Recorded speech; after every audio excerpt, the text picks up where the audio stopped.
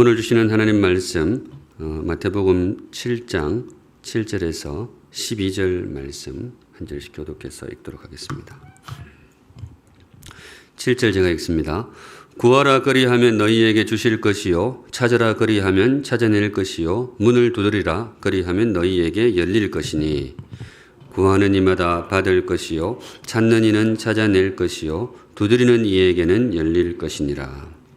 너희 중에 누가 아들이 떡을 달라 하는데 돌을 주며 생선을 달라 하는데 뱀을 줄 사람이 있겠느냐.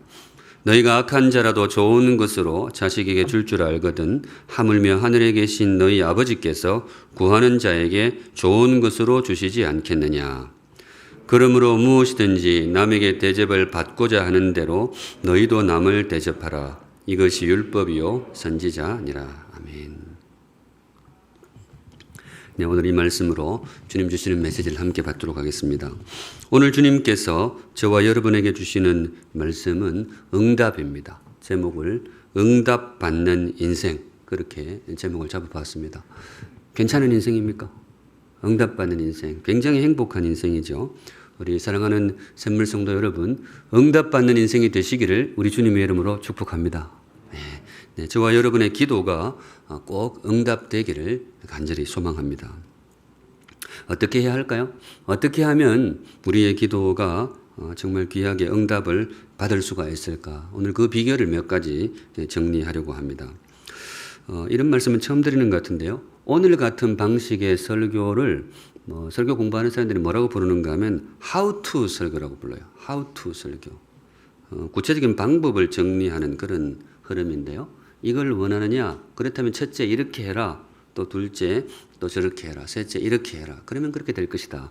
그런 형식의 설교를 How to 설교라고 그러는데요.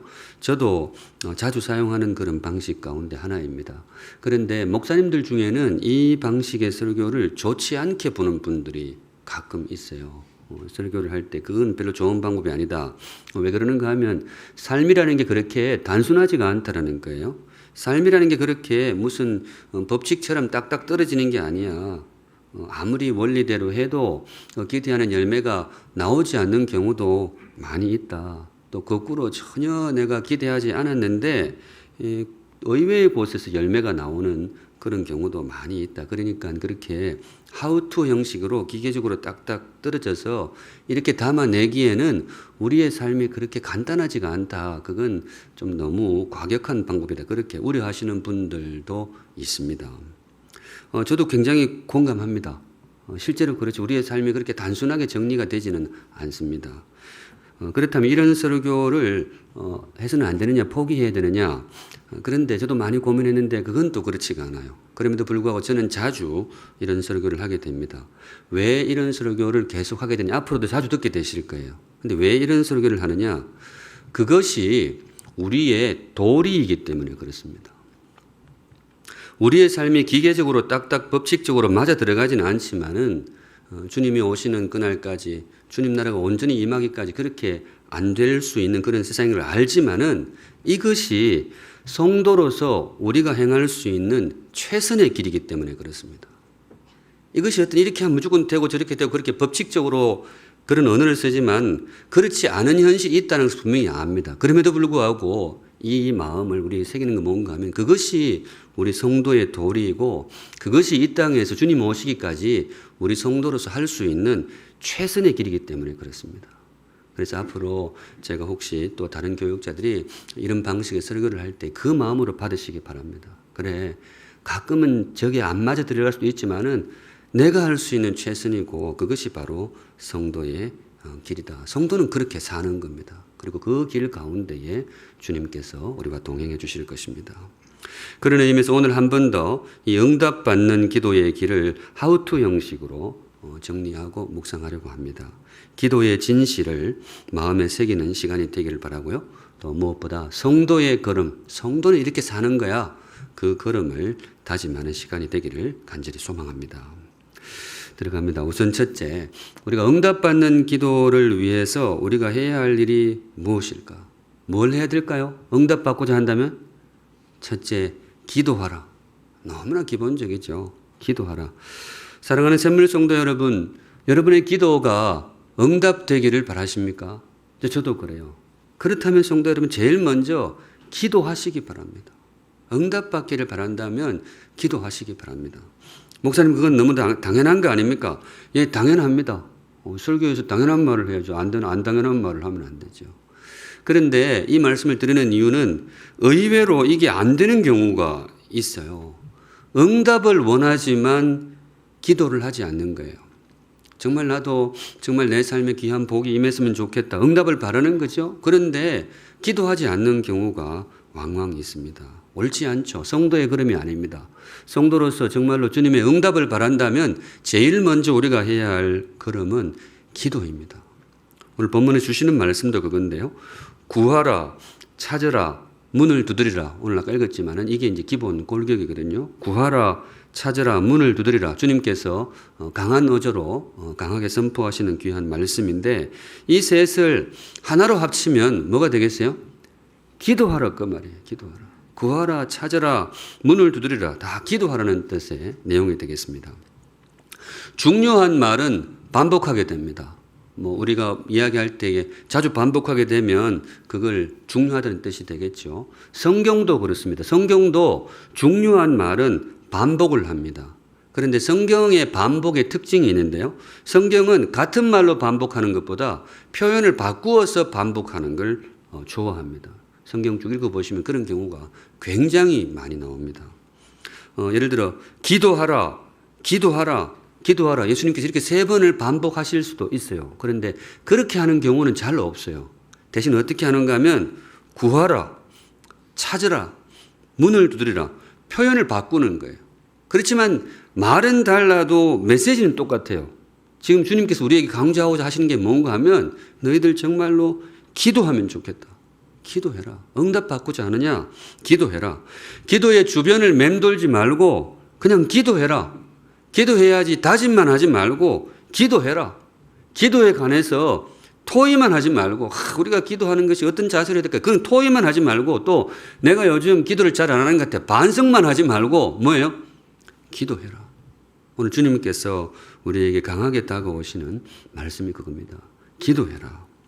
우리 사랑하는 샘물 성도 여러분, 응답받는 인생이 되기를 원하십니까? 네, 기도하시기 바랍니다. 기도하시기 바랍니다. 여러분의 삶의 스케줄에 기도의 시간이 꼭 할애되기를 간절히 소망합니다. 새벽 기도해도 좋고요. 수요 기도해도 좋고 사남사밤도 귀한 통로가 될 것입니다. 개인적으로 기도 시를 활용할 수도 있습니다. 응답받는 사람, 응답이라는 것은 기도하는 사람에게 임할 것입니다. 기도하는 우리 샘물 성도들 되시기를 우리 주님의 이름으로 축복합니다. 아멘. 한 걸음 나아가서 응답받는 기도를 위해서 우리가 해야 할 일이 무엇인가? 그렇게 새로운 말씀은 아닐 거예요. 두 번째는 간절하게 기도하라. 저도 설교를 가르칠 때도 그렇고 설교할 때도 그렇고 이 표현을 굉장히 많이 쓴 것 같아요. 간절하게. 기도할 때는 간절하게. 아주 기본적인 내용인데 언제나 그렇듯이 기본이 굉장히 중요합니다. 오늘 주님께 주시는 말씀 구하라, 찾으라, 그리고 문을 두드리라. 간절함이 느껴지지 않습니까? 구한다는 것 자체가 간절하는 것이고 찾는 것이 간절함이고 특별히 문을 두드린다는 것은 굉장한 그런 간절함을 품은 표현들이 되겠는데 우리 주님께서 기도를 가르치시면서 이 간절한 단어 3개를 따오고 있습니다. 왜 그러는가 하면 주님도 그런 거예요. 그래, 기도는 기본적으로 간절해야 기도다. 기도가 너무 그러면 안 된다 이거죠. 기도는 간절해야 기도다. 몇 주 전에 한 달 정도 되는 것 같은데요. 우리 교회 이 자리에서 사실은 평일에 중요한 강의가 하나 있었습니다. 노회 주체로 노회원들, 목사님, 장로님들 모셔놓고 여러분 이 이름을 들어보시는지 모르겠는데요. 칼빈의 기독교 강요 들어보셨어요? 기독교 강요. 역사적으로 성경 외에 성경을 풀이한 많은 책들이 있는데 어떤 면에서는 가장 중요한 책, 한 권 뽑기는 좀 그렇고 개인적으로 한 권 뽑는 분들도 많이 있는데 적어도 한 3권 뽑으면 무조건 들어가는 책이 바로 기독교 강요가 되겠습니다. 중세 가톨릭이 교리적으로 타락할 때 교회를 바로 세웠던 그야말로 역사적인 교리서인데요. 그 책을 깊이 연구한 분이 오셔서 강의를 했는데 개인적으로 저에게도 굉장히 유익한 그런 강의 시간이었습니다. 굉장히 두꺼운 책인데 이만해요. 제 방에도 있는데 이만큼 두꺼운데 거기에 이런 문구가 나온다고 해요. 믿음으로 본 보화를 기도로 캐내라. 칼빈, 그 종교개혁자 존 칼빈이 기도에 관해서 가르치면서 이렇게 했다고 합니다. 믿음으로 본, 눈으로 본 거죠. 믿음으로 본 보화를 기도로 캐내라. 표현이 멋있지 않습니까? 이 광부의 이미지를 도입하고 있습니다. 광부. 칼빈이 이해한 기도는 그랬습니다. 기도는 광부의 간절함으로 캐내는 것이다. 뭔가 보화를 본 거예요. 보화를 보았을 때는 이렇게 광부가 이게 금맥이 여기 있구나. 그러면 확 마음이 쏠리잖아요. 그러면 어떻게 하겠어요? 그냥 둘 수는 없죠. 자기 눈으로 봤으니까, 입구를 봤으니까 속에 금이 들어있다는 것을 발견하고는 엄청난 간절함을 품고 이제 곡괭이질을 하는 거죠. 칼빈이 이해한 기도는 그거였습니다. 농사일도 힘들지만은 광부의 땀이 얼마나 뜨겁습니까? 기도는 그렇게 간절하게 하는 것이다. 분명히 여기에 보화가 있다. 그걸 알고 정말 뜨겁게 땀을 흘리는 것, 그것이 기도다. 아마 힘겨운 시절을 살아갔던 분이기 때문에 기도에 대한 이미지도 조금 뜨거웠던 것 같아요. 기도할 때는 광부처럼. 그런데 이 칼빈의 표현이 그렇게 과장이라고 볼 수 없는 것이 성경이 가르치는 이미지도 거의 다르지 않아요. 성경은 기도를 어떻게 가르치는가 하면 기도할 때는 씨름처럼 이렇게 가르쳐요. 기도라는 것이 하나님과 씨름하는 것이다. 이거 문구를 잘못하면 오해할 수도 있는데 정확하게 성경이 가르치는 기도의 이 모습이 되겠습니다. 기도할 때는 씨름처럼. 누가 떠오르시죠? 야곱입니다. 야곱. 나중에 이분에게 이스라엘, 영원토록 대대손손 하나님 백성의 이름이 되는 이스라엘이라는 이름을 바로 이분에게 주셨죠. 기도하는 모습에서 주님이 주셨습니다. 정말 간절하게 기도했던 분이죠. 야복강에서. 근데 사실은 이분은 기도 이전에 그 삶 자체가 굉장히 간절했죠. 원래 이분이 쌍둥이 형제의 참 얼마 차이 안 나는데 둘째로 태어났어요. 이분은 그게 인생의 제일 안타까움이었어요. 왜냐하면 당시 문화 전통이 그 가문의 집안의 축복이 누구에게로? 장자에게로 다 흘러가는 거예요. 하나님의 축복이 그쪽으로 다 가는 거죠. 그런데 불과 1, 2분 사이 둘째로 태어난 거예요. 이게 너무 속상해요. 그래서 이분이 어떻게 하느냐? 그 아버지를 속이고 장자의 축복을 가로채입니다. 사실 어떤 면에서는 굉장히 어떤 범죄를 저지른 분인데요. 그만큼 이분은 간절했어요. 어머니하고 짜고, 성경 이야기 잘 아시죠? 어머니하고 짜고, 그때 당시 아버지 이삭이 이제 나이가 많으셔가지고 눈이 잘 안 보였어요.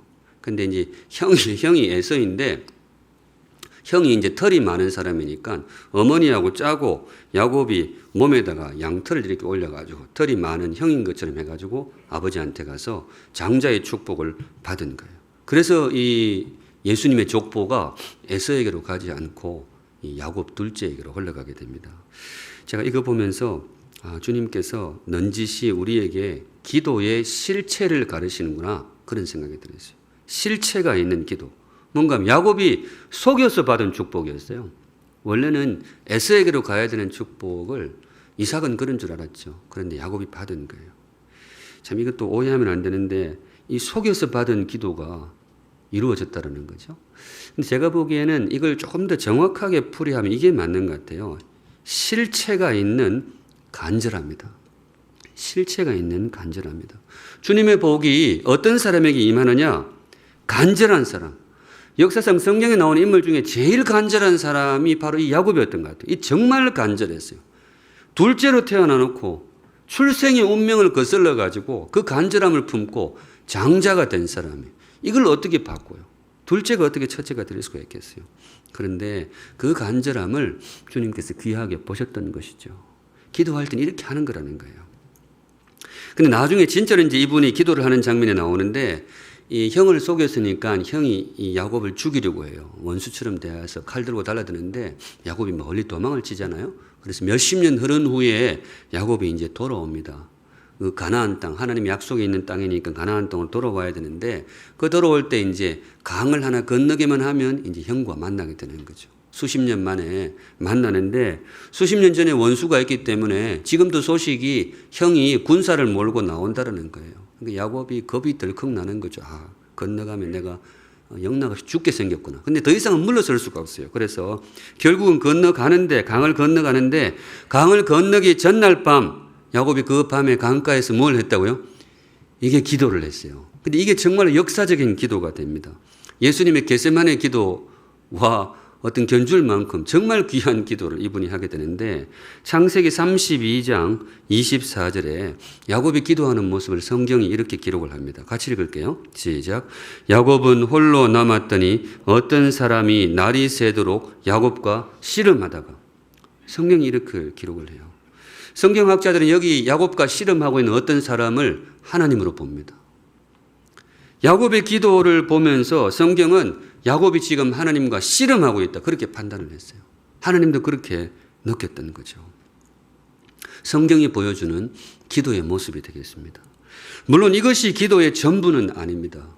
하나님과 씨름한다. 무례하게 보일 수도 있어요. 그런데 오늘 성경이 뭐를 말씀하고 있는가 하면 때로 우리의 기도가 이럴 때가 있어야 된다는 거예요. 정말 간절할 때는 하나님과 씨름하듯이 정말 그런 순간도 있고 주님이 그걸 귀하게 보신다는 거예요. 여러분 이 씨름에서 누가 이겼을까요?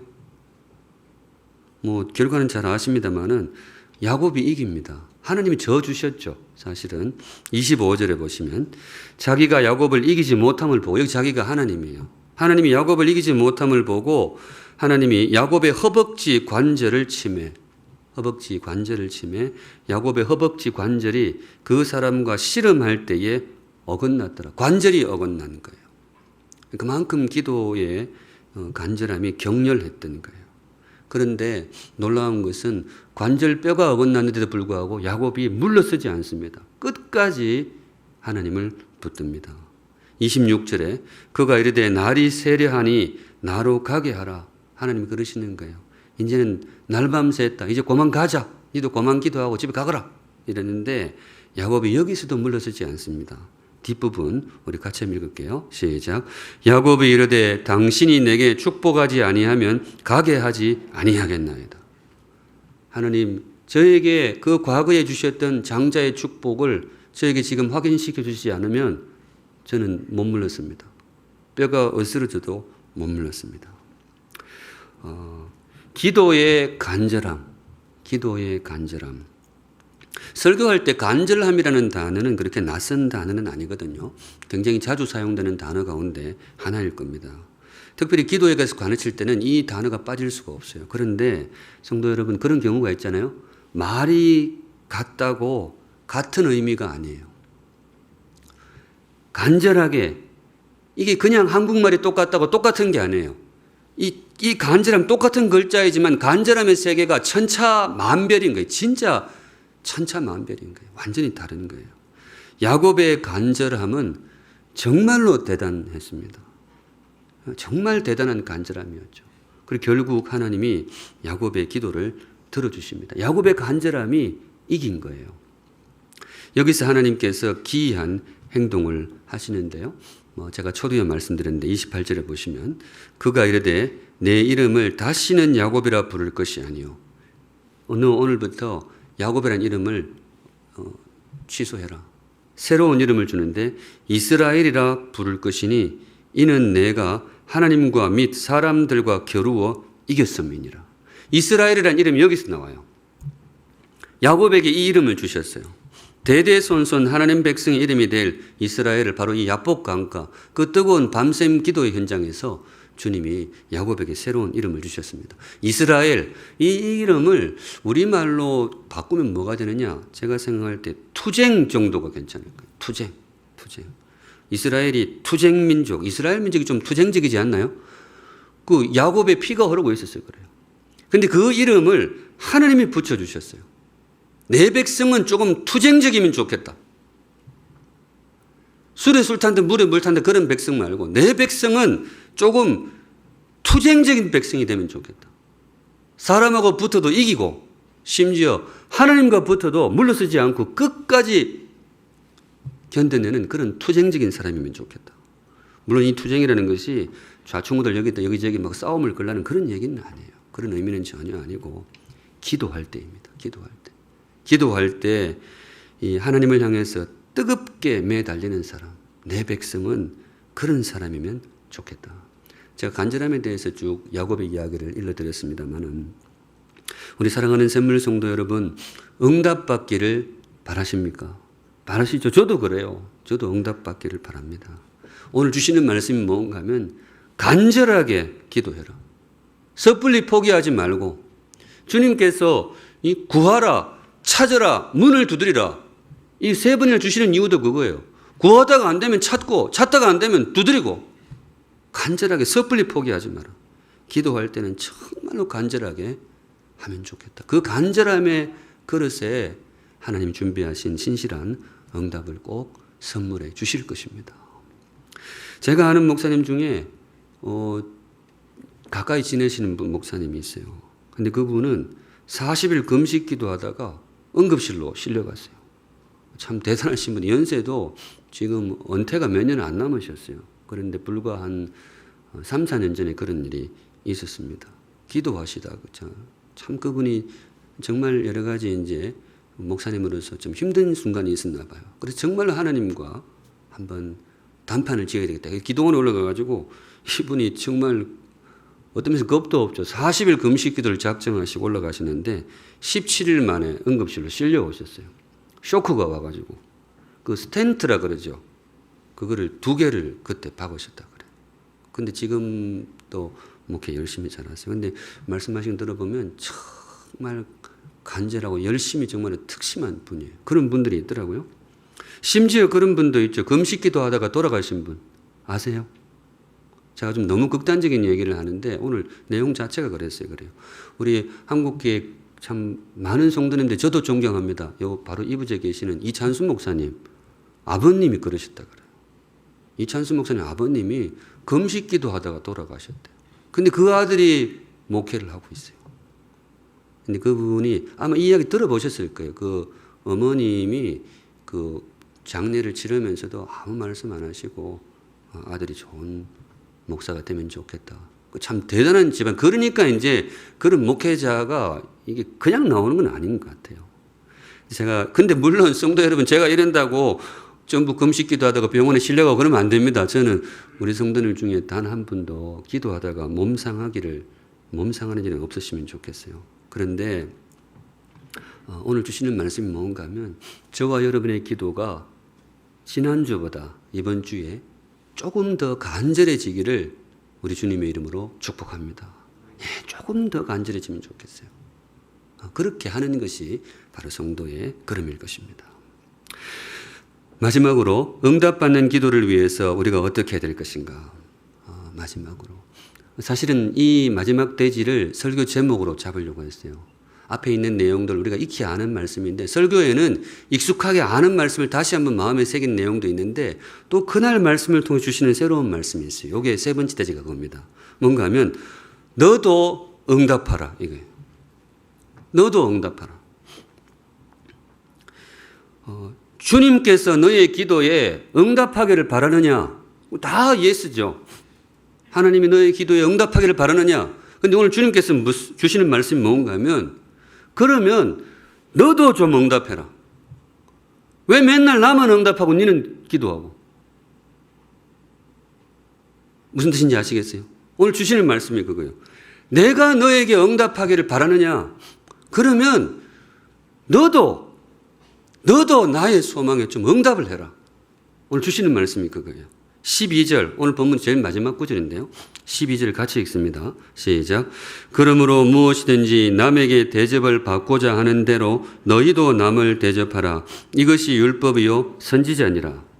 이걸 이제 보통 황금률이라 그러죠. 골든 룰 그렇게 이야기하는데 남에게 대접받고자 하는 대로 너도 남을 대접하라. 이거 성경에만 나오는 말씀이 아니고 약간 그 결은 다른데 이 동양격언에도 있잖아요. 기소불욕이면 물시어인이라. 네가 원하지 않는 일이라면 다른 사람한테도 하지 마라. 이거예요. 근데 성경은 네가 원하는 일이라면 너도 다른 사람에게 좀 해라. 뭐 사실 뭐 앞으로 몇이나 뒤로 몇이 똑같은 말이죠.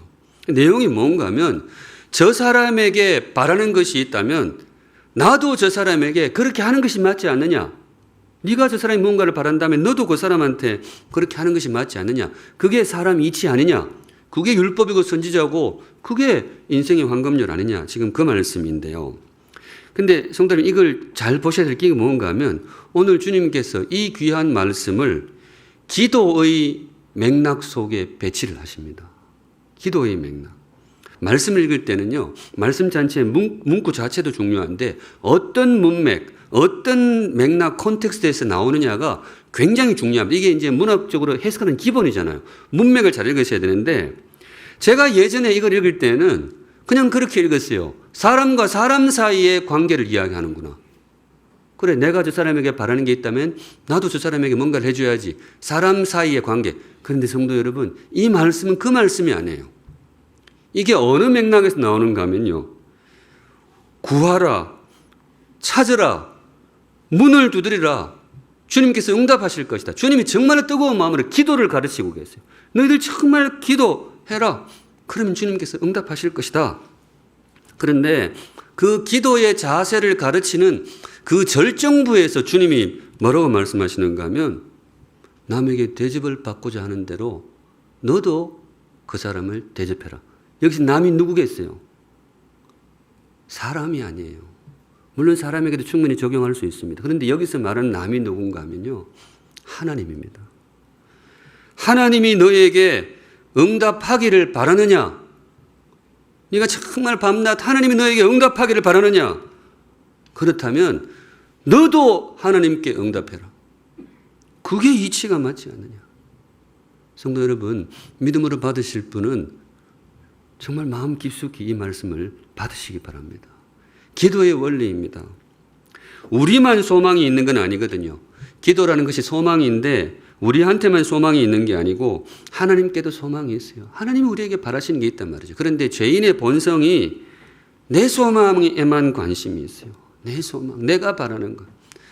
남들이 나한테 뭘 바라는지는 좀 세컨드 문제고 심지어 하나님이 나한테 무엇을 바라는지 이건 별로 신경 안 써요. 오로지 주님 앞에 나왔을 때는 주님 내가 이거 했으면 좋겠고 이거 좀 해주시고 저거 해주시고 사실 맞죠. 그게 나쁜 건 아닙니다. 주님께서 그걸 귀하게 보십니다. 우리가 그렇게 기도를 해야 되죠. 그런데 오늘 주님께서 정말 넌지시 말씀하시는 주님의 진심이 뭔가 하면 내가 너희에게 응답하기를 바라느냐?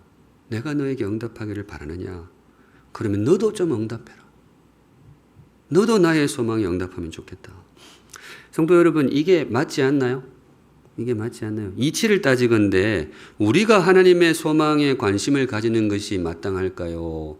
아니면 하나님이 우리의 소망에 관심을 가지는 것이 마땅할까요? 이치를 따지건대 원래대로 한번 해보면요. 우리가 하나님의 말씀에 응답하는 것이 지당할까요? 아니면 하나님이 우리 말씀에 이렇게 휘둘리는 것이 지당할까요? 휘둘린다는 표현이 조금 강합니다만은 사실 어떻게 보면 우리가 응답해야죠. 그분이 우리 삶의 주인이고 우리는 그분의 피조물입니다. 우리가 그분에게 어떤 요구권이 있다기보다도 그분이 우리에게 얼마든지 요구권이 있죠. 그래서 귀를 기울여야 한다면 그분이 우리의 말에 귀를 기울이기보다 우리가 그분의 말씀에 귀를 기울이는 것이 정말 합당하고 지당한 이치일 것입니다. 그런데 우리의 본성이 잘 그렇지 않죠. 인간의 종교심이 언제나 내 소망에 관심이 있습니다. 그런데 어떻게 보면 주님은 그게 좀 섭섭하신 거죠. 그게 조금 그런 거죠. 평소에 자주 말씀하시지는 않지만은 이게 조금 그런 거죠. 여러분, 우리가 지금 계속해서 묵상하고 있는 성경을 산상수훈이라 그러죠. 산상수훈은 굉장히 깊은 말씀입니다. 특별히 산상수훈은 누구에게 주시는 말씀이냐? 길거리 가는 사람 아무나 붙들고 주시는 말씀이 아니에요. 제자들에게 주시는 말씀입니다. 제가 몇 번 말씀을 드렸지만 제자들에게 주시는 말씀. 예수 믿고 구원받는 그 은혜에 그냥 거기서 머물지 않고 하나님의 사람으로서 정말 성숙한 삶을 살기를 다짐하는 제자들에게 주시는 말씀. 그런 의미에서 조금 깊은 말씀이라고 할 수 있어요. 주님께서 제자들에게 주시는 말씀이 뭐냐? 나의 사랑하는 제자들아, 정말로 귀한 삶을 살기를 바라는 나의 제자들아, 성숙한 제자들아, 내가 너에게 응답하기를 바란다면 너도 나에게 응답했으면 좋겠다. 내가 너에게 귀를 기울이기를 바란다면 네가 먼저 너도 나의 말에 귀를 기울여주면 좋겠다. 사랑하는 샘물 성도 여러분, 특별히 성숙한 삶을 살기를 소원하시는 제자 되신 여러분, 이 말씀을 믿음으로 마음에 받으시기 바랍니다. 네, 저와 여러분도 하나님의 뜻에 응답할 수 있기를 바랍니다. 문을 두드린다 그랬는데 우리만 두드리는 게 아니에요. 우리만 어떤 답답한 마음으로 주님 도와주십시오 두드리는 게 아니에요. 물론 우리도 두드리지만은 누구도? 하나님도 두드리는 거예요. 하나님도 우리를 통해서 이루고자 하는 일이 있기 때문에 우리 마음을 두드리는 거예요. 그런데 인간의 그 본성이 지 가슴 두드리는 건 별로 감각이 없어요. 바람이 부나 보다 이러자고. 그런데 주님께서 어떤 면에서 오늘 정말 진심을 이야기하시는 것 같아요. 우리 주님, 나의 백성들아, 내가 너희들의 소망을 절대로 외면하지 않겠다. 그런데 정말 바라기는 나의 소망에도 너희들이 관심을 기울여주면 좋겠다. 나의 두드림에도 너희들이 응답해주면 좋겠다. 응답받는 사람도 정말 귀하지만은 주님의 두드림에 응답하는 인생, 응답받는 인생도 귀하지만은 응답하는 인생, 이 인생이 진정 그분의 귀한 제자일 것입니다. 오늘 여기까지 보겠습니다. 말씀 정리합니다. 오늘 주님께서 저와 여러분에게 주신 말씀, 오늘 설교 제목이 응답받는 인생, 참 행복한 인생이죠. 사랑하는 샘물 성도 여러분, 저와 여러분의 모습이기를 바랍니다. 네, 저와 여러분의 기도가 꼭 응답되기를 바랍니다. 그런데 오늘 주님께서 사실은 더 깊은 자리로 우리를 초대를 해 주셨습니다. 응답받는 인생에서 어떤 인생으로? 응답하는 인생으로. 이게 맞지 않겠어요? 이게 맞죠. 물론 우리의 간절한 기도에 주님께서 분명히 응답해 주실 것입니다. 그런데 가끔 때로 우리의 마음이 준비될 때에 하나님의 소망에 응답할 수 있다면 저와 여러분의 삶이 더욱더 보석처럼 빛나는 인생이 될 것입니다. 응답받는 인생을 넘어서 응답하는 인생, 그 귀한 걸음을 경험하시는 행복한 우리 샘물 성도들 되시기를 우리 주님의 이름으로 축복합니다. 아멘. 우리 함께 찬양하겠습니다. 나의 기도하는 것보다. 우리 말씀 마음에 새기시면서 찬양하겠습니다. 거룩하신 하나님 아버지, 우리에게 기도하라 명령하신 주님의 말씀 믿음으로 받습니다. 또 간절하게 기도하라 하신 말씀 감사함으로 받습니다. 주께서 우리에게 기도를 명하시는 것은 응답하시기 위함인 줄로 믿습니다. 주께서 우리에게 간절하게 기도하라 명하심은 귀한 응답을 주실 것을 약속하시는 말씀으로 받습니다. 우리 성도들의 간절한 기도에 꼭 응답하여 주실 줄로 믿습니다. 오랜 기도에 기도 가운데에 마음이 상한 우리 성도들도 들어 있습니다. 다시 한번 주의 말씀 붙들고 용기 내어 믿음으로 기도할 때에 주께서 꼭 응답하여 주시옵소서. 바로 없기는 우리도 주님께 응답하는 인생이 되기를 간절히 소망하고 다짐합니다. 주님 생각해 보면 이 말씀이 정말로 맞습니다.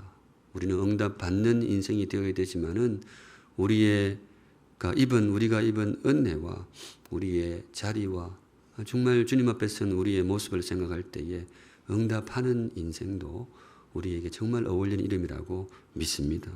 나를 향한 주님의 두드림을 외면치 않고 응답하는 지혜롭고 염치 있는 우리 샘물 성도들 되게 하여 주시옵소서. 아멘. 거룩하신 하나님 아버지, 오늘도 성도들 귀한 예물 하나님께 올려드립니다. 성도들의 감사와 고백과 간구의 제목 함께 올려드리오니 기쁘시게 받으시고 우리 사랑하는 샘물 성도들을 가장 복되고 제일 선하고 존귀한 길로 인도하여 주시옵소서. 아멘.